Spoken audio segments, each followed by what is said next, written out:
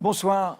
Comme nous l'avons fait déjà, Mediapart invite les, entre guillemets, grands candidats, mais nous choisissons aussi de donner la parole pour montrer ce que pourrait être, par exemple, un Parlement avec de la proportionnelle à ceux qui représentent des sensibilités différentes, diverses, minoritaires, ceux que les grands médias appellent les petits candidats. Nous l'avons fait déjà avec plusieurs d'entre eux, nous allons continuer à le faire. Et ce soir, c'est Pierre Larouturou qui est candidat et qui cherche à être candidat, puisqu'il faut les 500 parrainages et que pour l'instant, vous n'en avez à ce jour. Aujourd'hui, Fabien Escalona, qui est avec moi, a été vérifié qu'un seul sur le site du Conseil constitutionnel. Donc je suis avec Fabien qui accompagne Mediapart pendant toute cette campagne présidentielle, qui est chercheur en sciences politiques.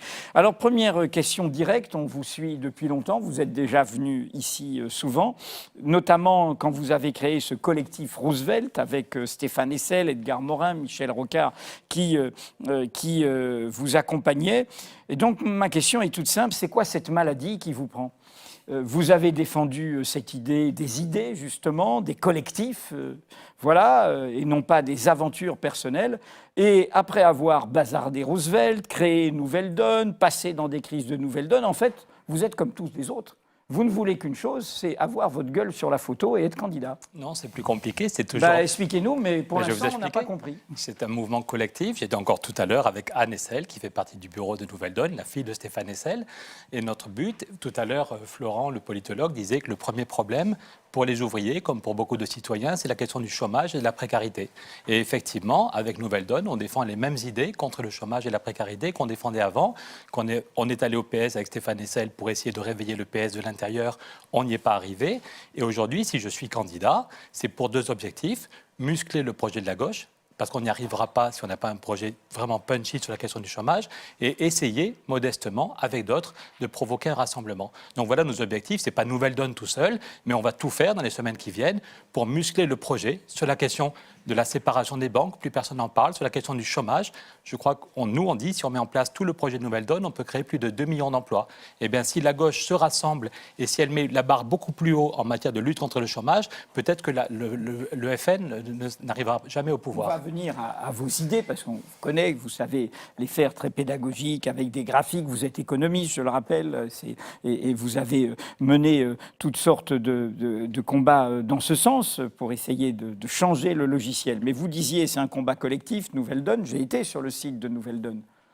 Il n'y a pas marqué notre candidat Pierre Larouturou. Il faut aller chercher en bas où j'ai trouvé ce texte, un candidat de plus, pourquoi faire, par une adhérente qui essaye péniblement d'expliquer pourquoi il faut une candidature. Non, mais je n'ai pas trouvé sur Nouvelle Donne, je n'ai pas trouvé de site Pierre Larouturou, et je n'ai même pas trouvé sur Nouvelle Donne. Pardon, Edwige Plenel, ce n'est pas un site Pierre Larouturou, excusez-moi. Mais je n'ai pas trouvé la candidature de Pierre Larouturou. Pardon, il y a eu un vote démocratique, excusez-moi si ça... Je ne suis pas sûr que ça soit passionnant, mais il y a eu un vote démocratique. Il y a effectivement des gens qui ont essayé de nous foutre dehors. Il y a des tensions, comme dans beaucoup de partis politiques. Simplement, ce n'est pas un système qui est verrouillé. Ce n'est pas au PS ou ailleurs qu'on pourrait foutre dehors un des fondateurs. Nous, on est un système vraiment démocratique où, effectivement, quelques personnes m'ont foutu dehors. Et puis, il y a eu un vote de plus de 70% des adhérents qui ont demandé à ce que je sois réintégré, que je sois le candidat. Et aujourd'hui, notre objectif, on sait très bien qu'on n'est pas sûr du tout d'arriver aux 500 signatures parce que nous, on joue le rassemblement depuis un an. Il y a un an, déjà avant l'été dernier, on avait dit « Pourquoi est-ce qu'on ne se rassemble pas ?» On a tous des frissons dans le dos quand on parle de Stéphane Hessel et du Conseil national de la résistance, mais quand les nazis débarquent, on est capable de se rassembler. Les communistes et les gaullistes, ceux qui croient au ciel et ceux qui n'y croient pas. Donc déjà, il y a un an, on a dit on veut une primaire de toute la gauche. Tant pis si on ne la gagne pas, mais on veut une primaire de toute la gauche. Avant l'été, on a dit on arrête les blagues, on se rassemble pour travailler sur des propositions communes. Quand Badelis nous a foutu dehors de la primaire, ok, c'est pas nous qui l'avons fermé. Et maintenant, on dit on veut participer au débat, on peut créer 2 millions d'emplois, on peut sauver le climat. Et on a dit noir sur blanc, la dame dont vous parlez, c'est Anne Hessel, c'est pas une adhérente qui essaye, elle est porte-parole comme moi, vous pourriez l'inviter, on est un binôme paritaire de porte-parole. Et elle dit oui, on a envie de faire passer nos idées, mais on ne prendra aucun risque. Et si on a les signatures, on retirera la candidature de Pierre au dernier moment pour éviter le fractionnement. Et on fait des propositions concrètes. J'ai ici un appel à lancer à Benoît Hamon et à Jean-Luc Mélenchon pour dire on arrête les blagues, on ne peut pas avoir une gauche divisée. en particulier après ce qui s'est passé ce matin, la crise démocratique s'aggrave. Et donc, Nouvelle Donne ne va surtout pas participer à la division et veut participer au rassemblement. Et après ça, vous pouvez dire ce que vous voulez, mais je fais partie des millions de gens qui aujourd'hui sont déçus par l'offre politique. Et je crois qu'on est des millions à se dire, je ne sais pas pour qui je vais voter dans 2 mois, il n'y a aucun projet. Et justement, nous, on fait une campagne collective. Quand on a lancé notre campagne, pardon, mais Edwy, vous me critiquez pour moi. Quand on a lancé la campagne, le 1er décembre, quand nous avons lancé la campagne, après 2 votes des adhérents de Nouvelle Donne, il y avait d'un côté Anne Essel, de l'autre côté Jean Jouzel, un des plus grands climatologues, des citoyens lambda, l'ancien président du syndicat des lycéens, aussi un ancien ministre espagnol, une ancienne ministre allemande, un ancien ministre belge, parce qu'on veut montrer qu'on peut changer l'Europe et que Nouvelle Donne a une stratégie en 2 ans pour réellement changer l'Europe. La question européenne, elle nous paraît fondamentale. Donc je n'ai jamais fait une conférence de presse tout seul. À chaque fois, c'est un collectif avec des gens de Nouvelle Donne et des gens de l'extérieur sur la question du plan Marshall pour le climat. Je suis très heureux quand on explique qu'on peut mettre 1 000 milliards pour sauver le climat. Vous étiez avec nous au collectif Roosevelt quand on a vu cette idée. Eh bien, on a avec nous l'ancien président de la Banque européenne d'investissement, Philippe Maystadt, qui dit oui, c'est possible. Quand Mario Draghi dit qu'il va créer 1 000 milliards, au lieu de les mettre sur les marchés financiers, Nouvelle Donne a raison de dire qu'on peut les mettre sur un plan Marshall. Et on a avec nous aussi bien Jean Jouzel que Philippe Maystadt, des gens de Podemos et des gens du centre droit en Allemagne. Donc voilà, c'est un mouvement un peu différent.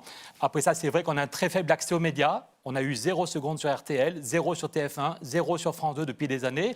Donc je ne suis pas sûr qu'on aura les signatures, mais on a envie de participer au rassemblement et à muscler le projet. Pierre Larouturou, c'est la répartition des rôles. Avant de vous repasser à Fabien Escalona sur d'autres questions, ultime question qui fâche, vous y avez fait une allusion, parce que la question qu'on pose suivant votre itinéraire, c'est est-ce que le nous successif de votre itinéraire ne cache pas en fait un jeu, c'est-à-dire la volonté, vous, d'être sur la photo, d'être le candidat, d'être le porte-parole de ce nous.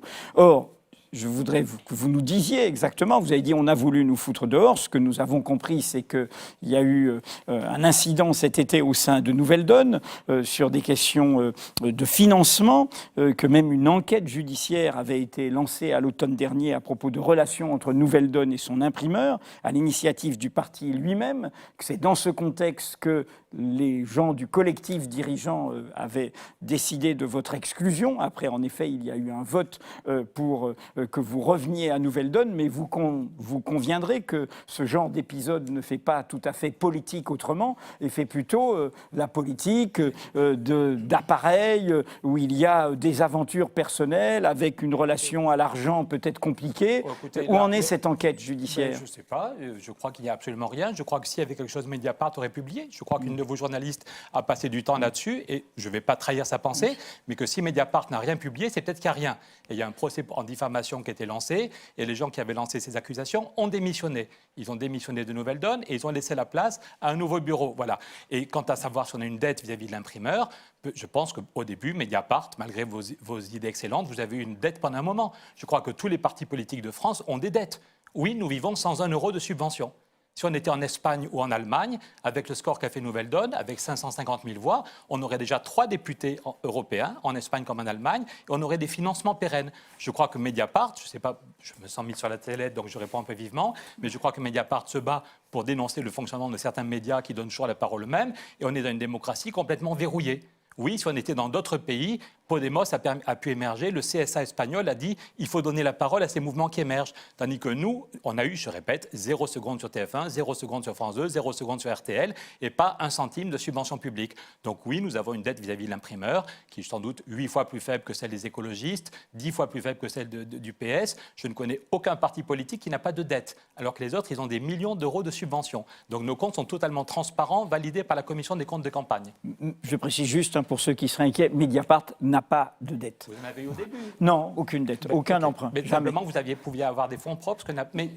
Non, mais bon, on n'est pas là pour débattre de Mediapart. Il se trouve qu'un parti politique... Mais nous ne sommes pas un parti politique. Eh bien oui, mais un parti politique, le système a été verrouillé par les vieux partis. On ne peut pas demander à des gens d'apporter des fonds propres. C'est uniquement des gens qui font des dons de 30 euros ou 40 euros. Et je répète, tous les partis politiques de France ont une dette vis-à-vis de leur imprimeur. Tous. Fabien. Alors, Edwy parlait tout à l'heure de votre parcours. Il se trouve que La constance dans les idées, ça, on ne peut pas vous l'enlever. Vous accumulez livre après livre sur les mêmes thèmes, avec une grande constance, je l'ai dit. Alors, par contre, il y a eu les 32 heures ou la semaine de 4 jours, des combats en commun d'ailleurs avec Michel Rocard, aujourd'hui disparu. Mais alors, quand on regarde votre parcours partisan, alors là, vous êtes peut-être un des recordman de la transhumance partisane, si on me permet ce terme. Et du coup, on se pose la question sur le calendrier. Faut préciser, Parti socialiste, Alors, Europe Écologie, Parti plusieurs années socialiste. le retour, Europe Écologie, Nouvelle Donne aujourd'hui. Et je reviens du coup sur cette question des idées, parce qu'il y a eu peu de temps le désistement de Yannick Jadot en faveur de Benoît Hamon. Et un chercheur nous a dit, au fond, il n'y avait plus vraiment de plus-value à sa candidature. Alors évidemment, il y avait des problèmes justement de financement, peut-être à Europe Écologie, une campagne difficile à mener, l'accord porté sur des circonscriptions, ne soyons pas naïfs, mais je crois qu'il y avait aussi sincèrement chez les écologistes et Yannick Jadot l'impression que leur thème avait été intégré comme jamais par les deux principaux candidats de gauche. La question que vous avez un peu commencé à y répondre, mais tout de même, sur cette réduction de la durée du temps de travail, sur cette idée d'une Europe alternative, qu'est-ce qui fait qu'aujourd'hui vous considérez que l'offre programmatique, que vous considérez comme déficiente, n'est pas suffisante? Enfin, vraiment, quel est l'élément très concret qui fait que vous avez une voix indispensable à 1 mois et demi du premier tour? Indispensable, on veut contribuer au débat.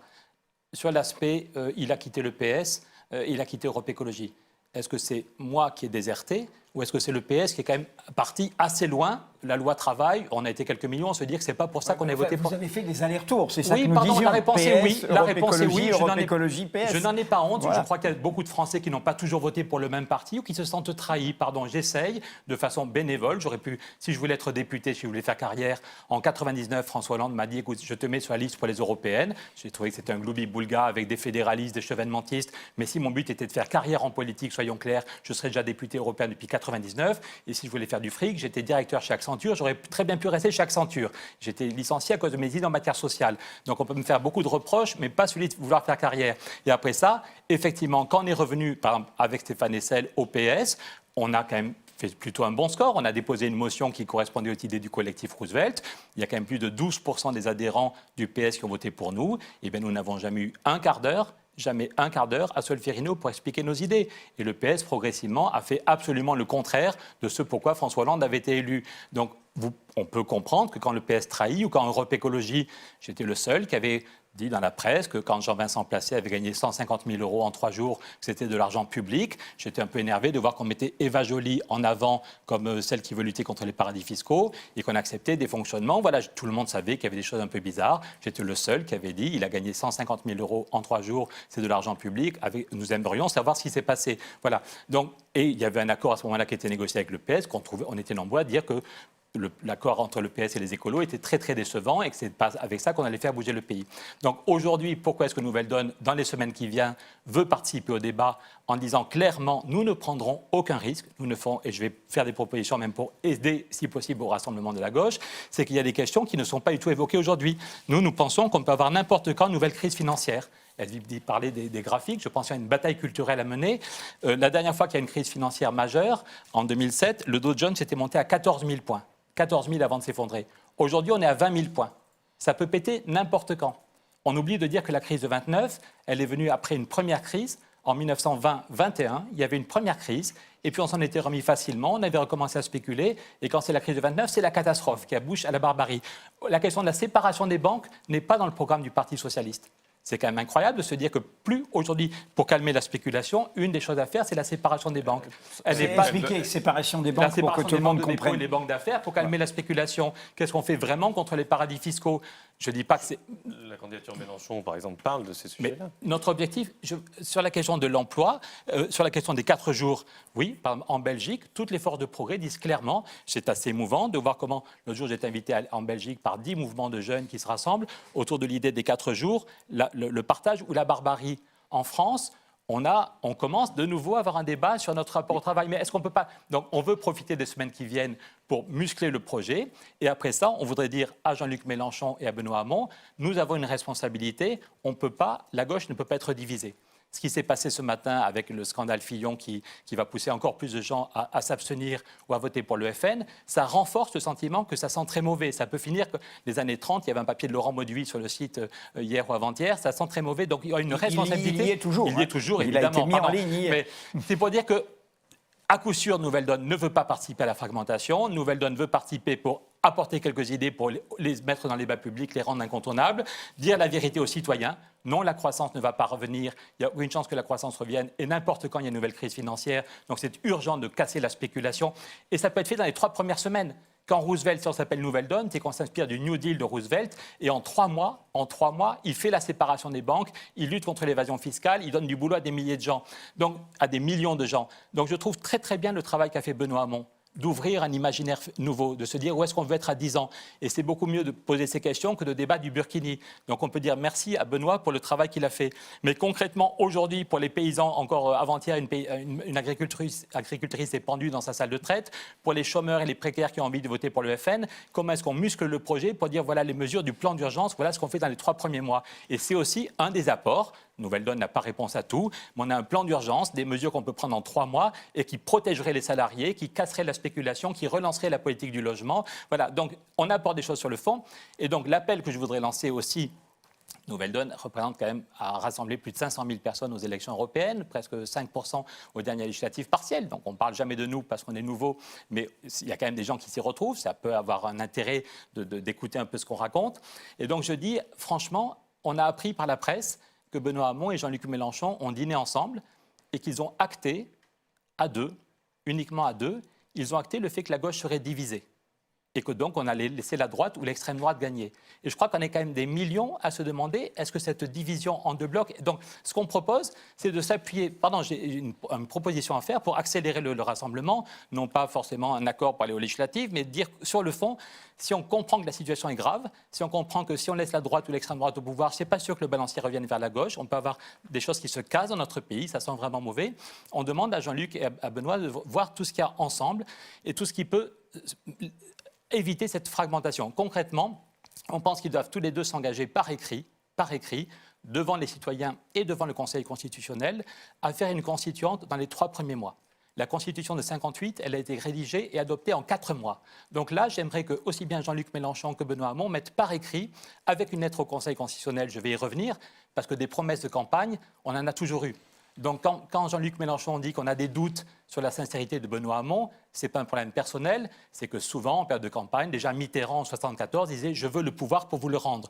Donc on peut comprendre que des citoyens aient des doutes sur ce que ferait Benoît Hamon.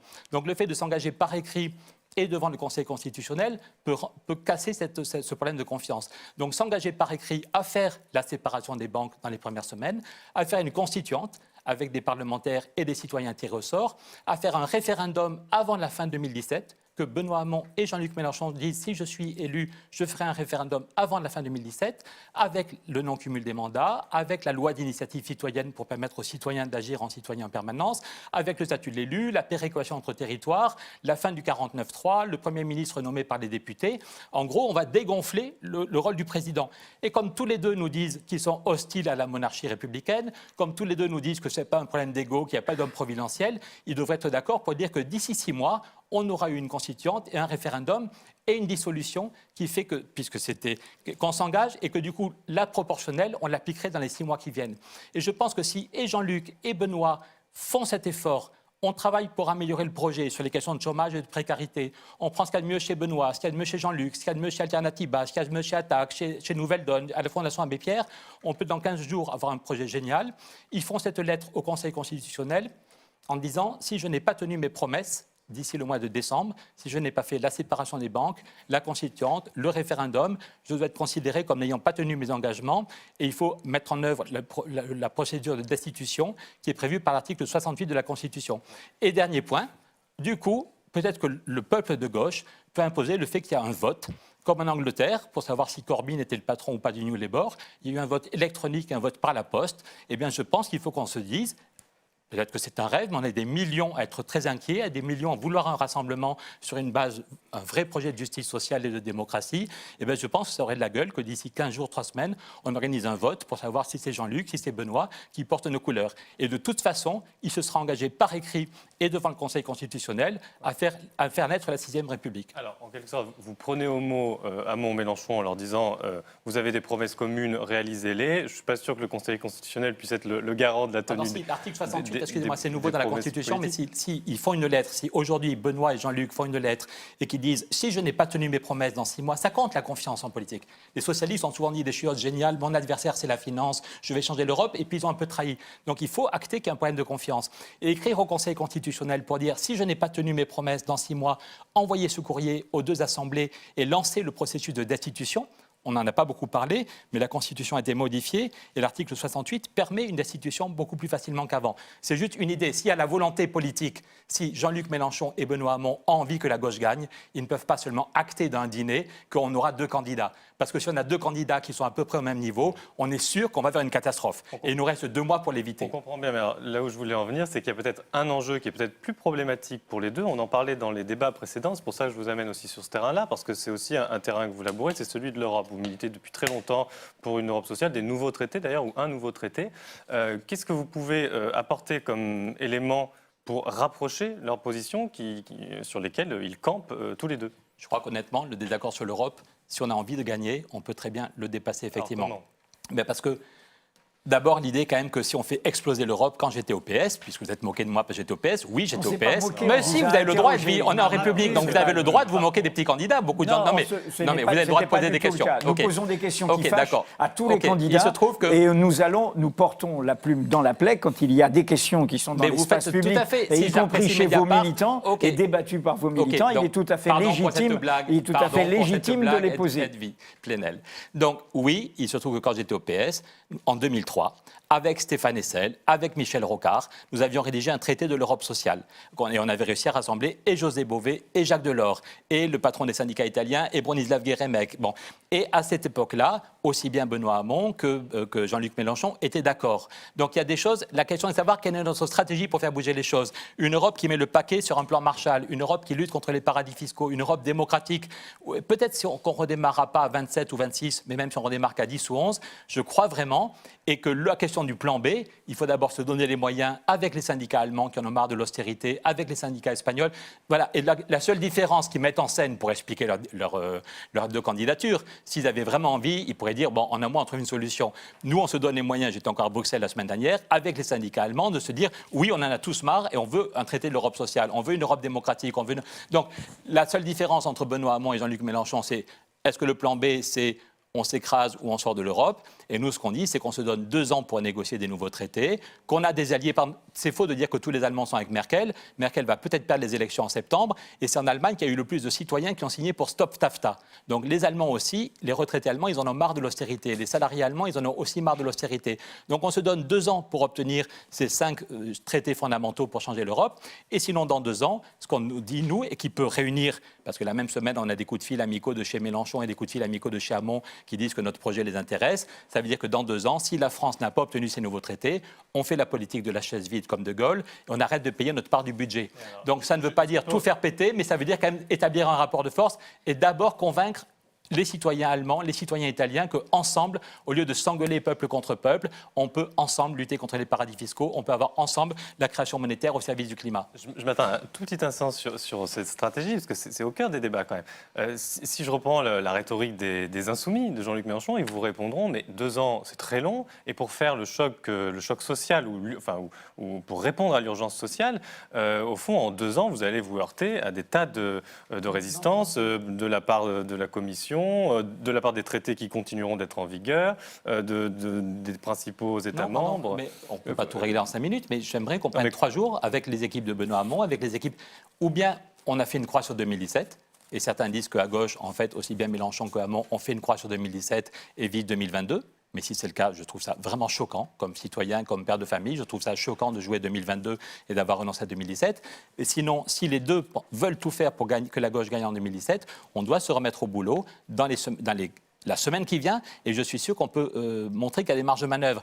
Sur la question, on peut faire plein de choses, même si on n'a pas encore changé l'Europe. La question de la séparation des banques, on peut la faire en France, même si les autres n'ont pas suivi. Sur la politique du logement, on est un des rares pays d'Europe où il y a une telle pénurie. C'est pour ça qu'il y a plein d'étudiants qui ont du mal à se loger, c'est pour ça que les loyers sont aussi chers.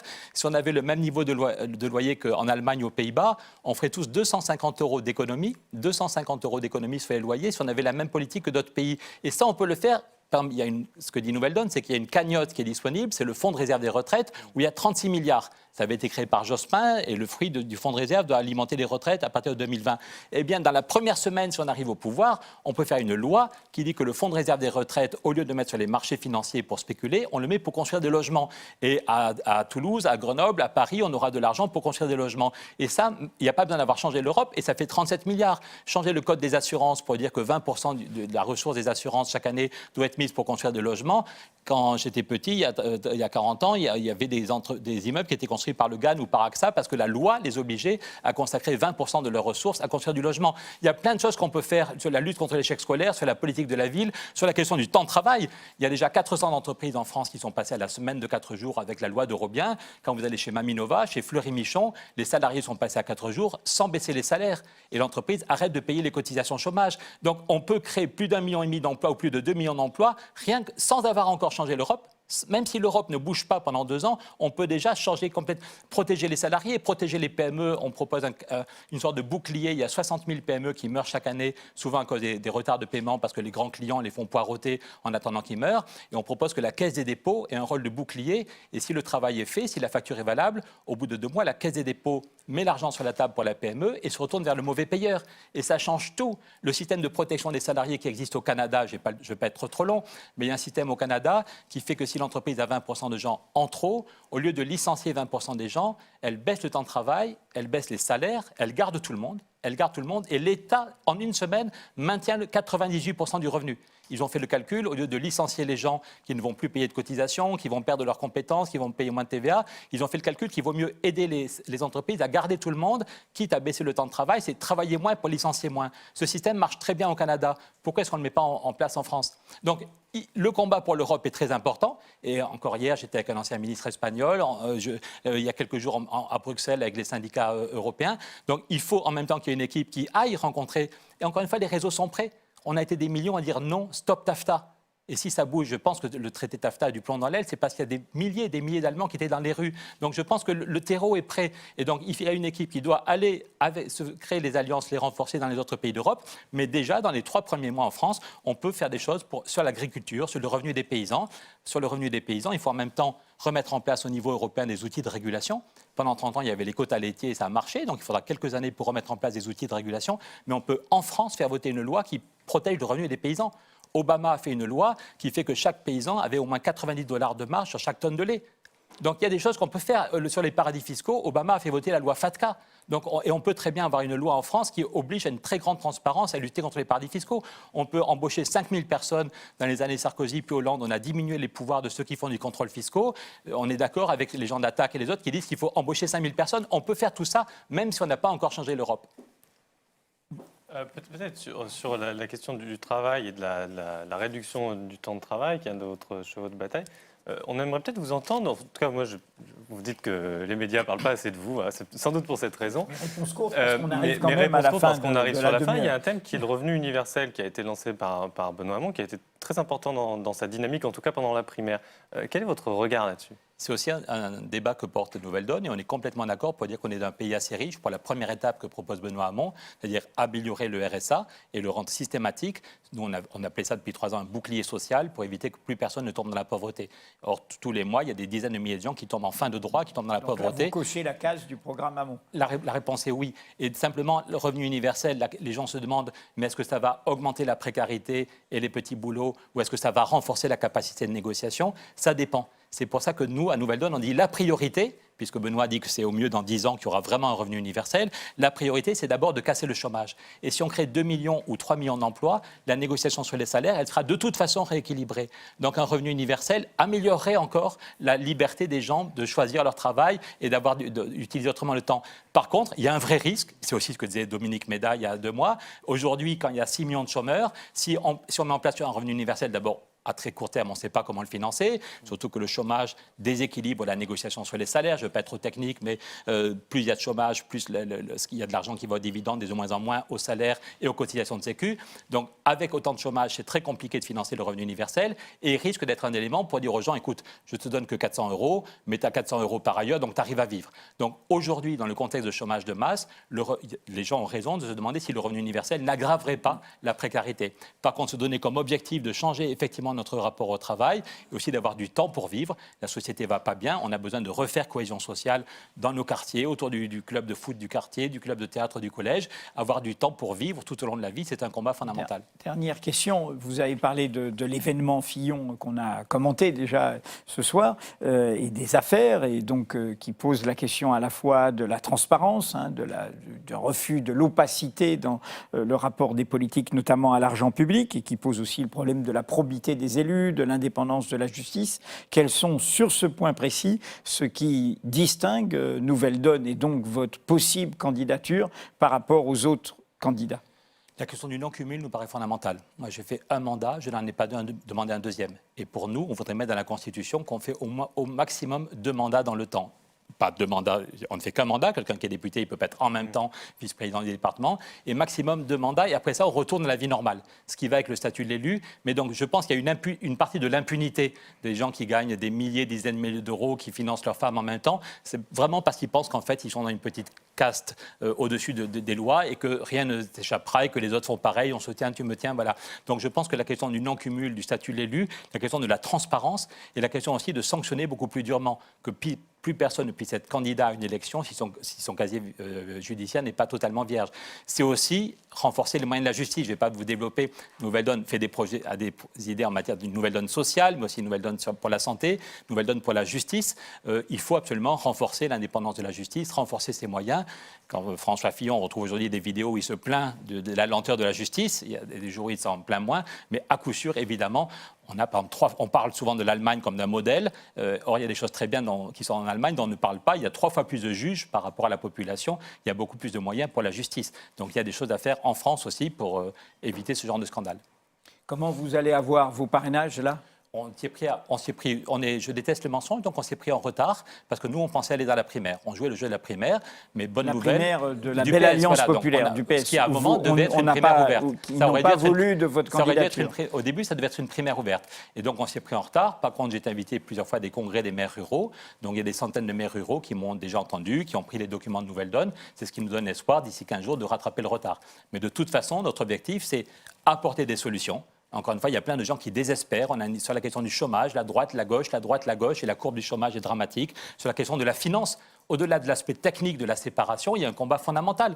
Est-ce qu'on continue dans une société où la finance dicte tout ? Quand vous entendez Irène Frachon sur la question des médicaments, les lobbies financiers, voilà, donc la question du rôle de la finance, est-ce que la gauche s'attaque ou pas ? On a besoin de banques, on a besoin de marchés financiers, mais est-ce qu'on remet la finance à sa place ? C'est un sujet fondamental et on apporte des solutions aussi là-dessus. Donc les signatures, on va tout faire pour les avoir, tant mieux si on les a. Si on ne les a pas, c'est tout à fait possible. Le système est bien verrouillé. L'accès aux médias est verrouillé. Merci de nous avoir donné la parole ce soir, mais l'accès à d'autres médias est très verrouillé.